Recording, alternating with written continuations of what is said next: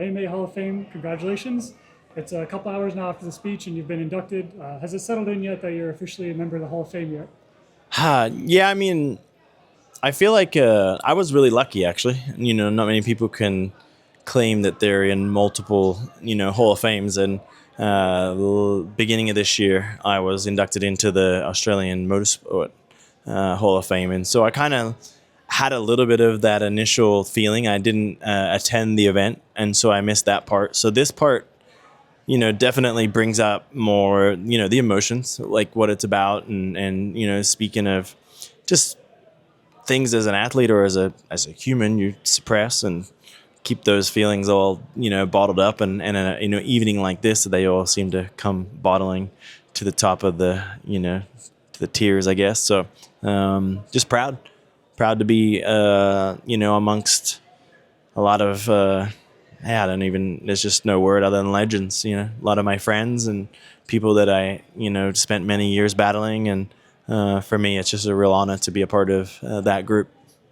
Yeah, and then obviously Brock Lever was the one that, I guess, technically inducted you and gave you your ring. What was it like to have him? You've been working with him for Dunlap and stuff and seen him around for a long time. You should like with him and just having him being able to be the one that, officially gives you the ring. Yeah, so Brock's somebody that I've became really close friends with over the last, I would say, 3 years. In particular, Brock and I have been sharing the role of coaching at the Moto Combines, and doing, now they call them, I guess, SMX Next events. And that has just been really fun because during those moments, you just get to, I guess, chat on the downtime, and you start to get an understanding of who Brock Glover is. Not just the old racer that, Brock was obviously before my time.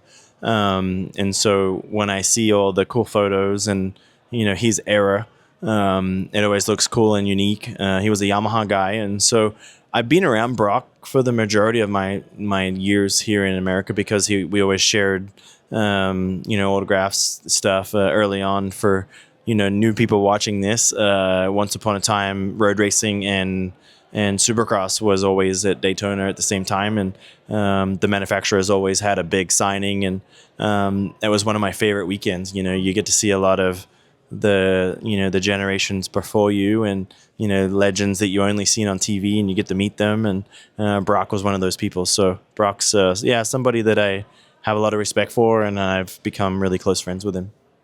And then, so I was actually here when James Stewart got inducted in. We know obviously the rivalry we had with him and Ricky. And James actually said you and Ricky had both texted him that night when he was inducted in. Have you heard from those guys, and kind of what's it like? Did they text you tonight or when you were announced you were going to be inducted into the Hall of Fame? I got a text from Ricky. I'm going to make sure that I don't have one from James so I don't leave him out. But I do not have one from James, I don't believe. But Ricky texts me and Dungy texts me. As far as like the guys that I race, but James is not a texter, so I wouldn't expect that from him anyway. So if you could, talk about that rivalry, because I know that was such a huge thing. Like a couple years ago, you and James had a photo together at one of the races, and things cooled down a little bit. And you mentioned those guys motivating you so much. So what's that like, that transition of competitors, fierce competitors, like text each other now, and you talk to them at the track, and there's no bad blood anymore. Yeah, there really isn't any bad blood. I mean, honestly, for the most part, like, there's few people in the world that can relate to the things that I experienced, the things that I, did, and all those kinds of things. James and Ricky are those two guys. I got to go play golf with him. I spent a lot of time with his dad riding at the track and things. So it's a lot of water under the bridge. Somebody who I have just enormous amounts of respect for. His family upbringing and everything is so similar to what mine was. It doesn't surprise me that we butted heads on the track because I think we really wanted the same common goal. We thought, very similarly. And we're a lot more closer as individuals than you'd ever imagine. So that's interesting. You raced through like so many eras, and you mentioned that was something you were proud of. What was it like to watch the transition of not only like the bikes but the gear, the riders, the aero, you know, obviously the ride with those guys, the Ryan era, and now Tomac, and the guys in the current Cooper Webb. Like, what was it like to just watch literally the whole sport progress and be a part of that progression? And just what was that all like? Just like you said, you know, decades of racing. So many things change. Yeah, no, it's crazy to me to think that, you know, I caught the back end of Jeremy's career, so I got to race with Jeremy in '02. And then obviously Ricky, James. I hate mentioning names because you find yourself only mentioning the ones that won, but there's so many people that I looked up to. There's Lusk, the Villemans, Tim Ferry, you know, the Larocos, K-Dub. All those guys were people I have so much respect for. But I am proud to claim that I was able to race Jeremy at the end, Ricky, James, the Ryans, and then a little bit of Eli, even Roxon. So many of the current guys that are still racing, you know, and to see Eli Tomac still win a Supercross in 2025, it's one of those things that makes you really proud, because at one point you raced him and you're able to beat him, and you see that he's still, you know, he's in his early 30s and he's still winning races and, you know, taking on the kids that are going to be the next greatest. So it's a proud moment. Yeah, and then you mentioned Jeremy McGrath, obviously your speech, you said you wanted to be him. Like, what was it like being able to finally race against him? Because you had grown up watching him, you know, you said on VHS and stuff. To be able to like race against him. Okay, moving on. Holy shit moment, I guess. Or what was it like being able to race against the guy you looked up to for so long? Yeah, I mean, it was funny because I had so much respect for him, but I was a competitor too, you know, like I wanted to beat him. And, you know, a funny story that most people know and remember is first time I ever raced Jeremy was at Bercy Supercross. And I was faster coming from the back of the pack, and I was coming up to pass Jeremy, and put a pass on him. I kind of dived to the inside. At the same time, he turned down really quick and caught me off guard, and we collided. I don't remember if I crashed or we both crashed or just he crashed, but either way, he crashed. I caused it, and he was not happy. But we quickly got over it, and he was, you know, still to one of these days. He's to this day still one of my best friends. You know, just he created the platform that Ricky, James, and I took to another level. And I'll always be gracious and proud that my goal in life was to come and race in America, and he was the one that started that. Yeah, and then you mentioned the Lawrence brothers and like the text you got from Darren. That's pretty cool as well, because you mentioned like how Jeremy paved the way for you. Now you're paving the way for the Lawrence brothers and the current crop of Australian kids, and that's just really cool to see, I guess, I'm sure for you as well, because you're pretty proud of that, right? Yeah, no, it is. It's you know, it's not something that you look for, and you know, I was, you know, giving a text to him to congratulate him on what his boys did. I mean, you text him not as a racer, you text him as a dad, and the dad hat is just like, wow, like watching your two kids just crush it and be so good and so strong. I could only imagine, you know, how proud he feels as a dad. And so I was texting him more from a dad's point of view, not anything else. And his text back was quite nice. It was a reminder that like the sacrifices and the hard work that I did, you know, at least two Australians, you know, paid attention, and they're working hard, and as you can see, I think they're the two best riders in the world right now, in any country. So really proud moment. Yeah, and it was cool for them to get Motocross Nations, the team win last year, and they backed it up this year. You know, I think you were the first Australian to win a moto in the format, right? I think so. I'm not 100% sure on that, but I believe, I don't know if any other Aussie had won a moto up until, you know, or before I did, but I'd won a couple of motos. I don't even know how many. I've won maybe three motos or something like that. Anyway, just, it was awesome to see those guys. I mean, they were just, individually, it's hard to not respect and acknowledge just how much stronger they were than everybody else. You know, it was actually really fun, and again, taking it back to putting the dad hat on, you know, having my son who, you know, is wanting to chase a dream, just watch and see, those kinds of riders in person. Was a special weekend. Obviously, you have so many like records, the podiums record, the starts record. I think you're top like 5th overall, all-time Supercross wins now. I guess you mentioned in the speech like your family is the most important thing for you. But when it comes to like on-track specifically, what are you most proud of? Like, I know you think that like legacy probably writes itself, but what are you like most proud of that you're accomplished? I'm proud of I always showed up, like no matter what, I was always there. Even when I wasn't at my best or performing at the level that I expected, I still was able to always find a way to get it done. All the way up until my second to last season, I was able to stand on the podium. When I was 37 years old. So I think that for me, that's probably just my longevity, my passion for it. Like that never went away. I still have that. Just racing at that level, the age, it catches up with you at some point. And I just love to be a fan and be at it. So I would just say, yeah, just the fact that I always gave it everything I had, and most of the time I was able to, at the very least, be on the podium. Next prize, and obviously a big part of your life was Ellie as well. You had a really well done speech mentioning her.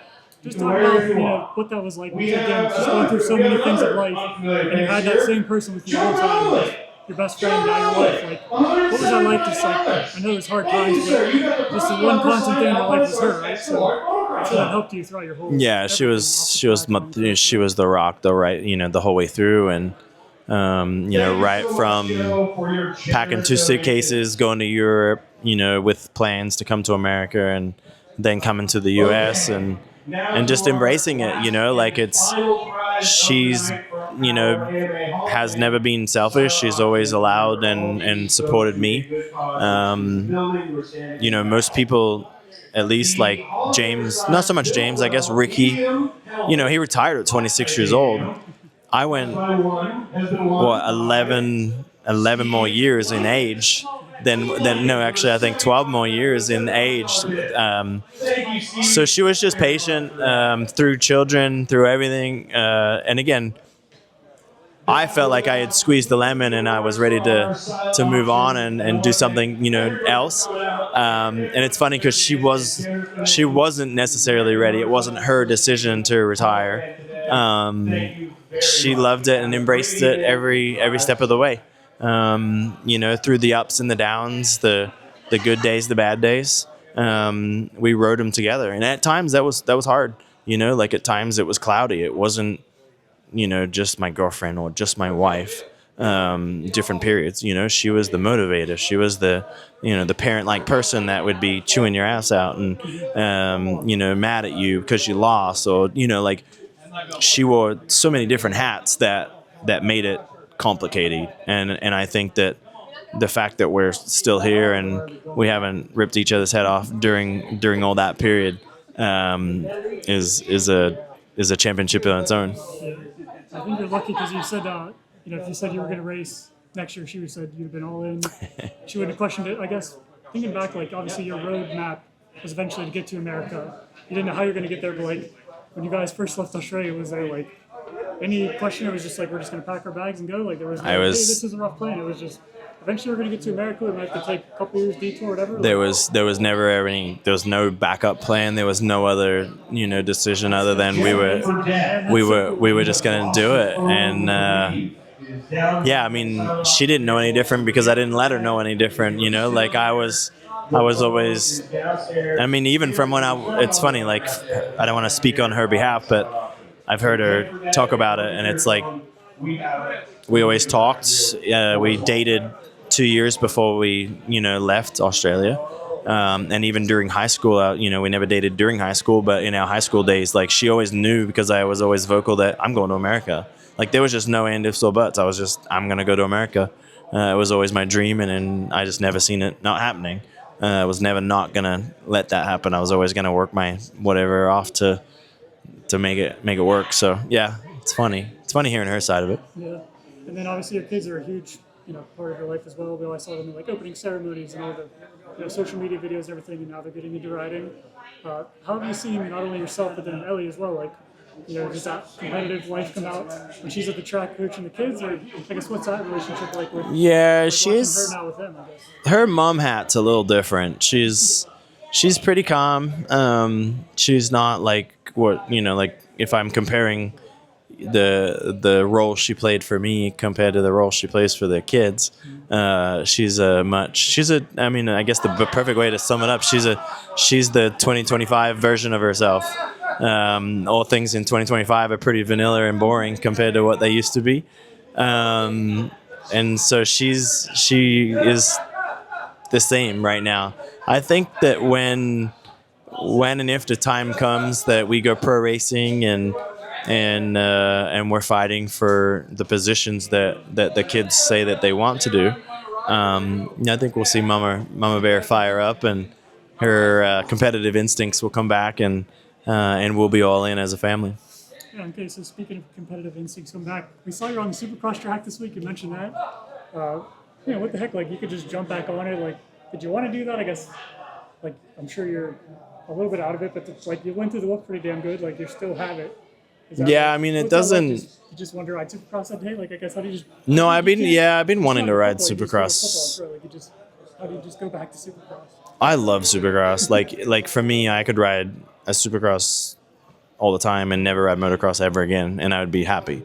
Don't get me wrong, motocross is cool, but for me, Supercross was always my jam. Like it was my thing, and I'm thankful, but I don't know. I can jump right back in, and it doesn't really feel like I left. Like it feels normal. It feels natural. And so, I mean, I hadn't rode it in a couple of years, and I was able to get right back up to speed. The whoops are just like, I don't know, just like riding a bicycle. Once you know how to do it the correct way. The bikes have changed a little bit. The balance has changed a little bit, and so it kind of takes, a little different technique. But for the most part, it's all the same. I love it, and my goal is to ride a lot this off season.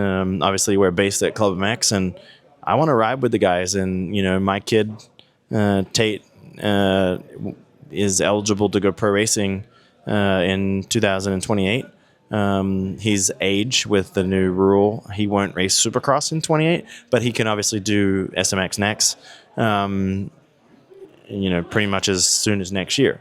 So. With that said, as a dad, to share the Supercross track with your 15-year-old kid on a big bike was really special. Watching him hit the triples and all the jumps, and he's on a tight leash. I haven't let him hit the whoops and things like that. I really want to teach him the real way. Like, I want him. His last name on the jersey, he needs to go through whoops, badass, So I really want to, teach him and give him the best platform to learn it in a safe way. But yeah, no, it is fun as a dad to ride Supercross with my kids. Yeah, and then real quick, you mentioned like coaching the new SMX Next kids and kind of helping the next generation. I guess what advice would you give to those kids, or even Tate now, looking, a couple of years from turning pro? What's the biggest thing? Like, your biggest thing is you're always there no matter what. Is that like, I guess, how do you help coach that into kids, or what advice would you give to kids nowadays? Yeah, I mean, I've been doing the next, SMX Next for the last 3 years now. A couple of Supercrosses I've helped and shared, information. But all the combines, I think I've only missed one in the last 3 years. So the information changes. I think the information has to match the person. I don't believe that Supercross and Motocross is a one size fits all. So I think it's hard to, or elaborate more on that. I think that it's a particular moment. Obviously Tate being my son, I give him everything, but then again, he's quite new to it. So there's only so much you can give to him at a time. He rides Supercross quite well naturally. So that makes me proud as a dad, because you're working with somebody that already understands it quite well. When you think of how many Supercrosses, that child has attended in his life, even whether he was asleep or maybe not paying attention, I think he was always there. He always, he was always watching, maybe one eye on it. And so I think naturally he's in his happy place at Supercrosses as well. So I think that's a nice thing for him as a kid wanting to take on that sport. That's nice that he can have that naturally. And I guess one last one to finish it off. You race so many different brands, so many different bikes, podiums on the bikes. I think you were the only guy to win on 4 different brands in Supercross. When you think of your career, which bike do you think of? Like for me, I watched you as a teenager and a kid growing up in Yamaha. So to me, I always think Yamaha. What do you think personally? Is it one brand or one era that? It's funny because I didn't realize that I was the only person to win on 4 different bikes, and I saw that stat this morning actually. I think of it as different in different times, different eras, and I have different love for different bikes and brands and years. I believe if I was to go into the Hall of Fame, let's say like the NBA does, or football, I would most likely go into the Hall of Fame as a Yamaha rider. I'm the winningest Yamaha rider still to date. All my titles were there, and the majority of my wins, and a lot of the early memories of the hard yards is when you're at the youngest version of yourself, the most pure version of yourself. So those were really cool. But it's hard because I could counter it in every other era as well, and running my own team was really special. Outdoor titles with Suzuki, it's hard to pick. I'm glad we don't have to pick. But yeah, I mean, it's hard to not think of Yamaha, and then also my 2 days with the Honda early on. 08 bike was really good. My 04 two-stroke was the best, two-stroke. I think that it was always fun because everyone was envious of that bike, like even today I have that bike still, and it still sounds better than any two-stroke. And if you ever want to flex hard, you just fire that thing up, and you're always good. But yeah, I have many different loves for different bikes for different reasons. Anyway, a lot of things happening today, big career and everything. Congratulations. Anything you'd like to add about the event or the night of your career, or just I guess life? I think your speech was awesome. That was really well done, I think. So. Yeah, no, I think for me I just feel proud, and I guess, to echo some of the things that I mentioned in my speech is I'm proud of the people that make my story so fun and cool, being so involved with the sport, with my kids and going racing. It's funny because it's the parents that were fans, not the kids. The kids are more watching the Tutu TV, YouTube, and they look up to Kaya and Tate, and I'm just kind of like the guy, the YouTube guy, which is really funny and weird.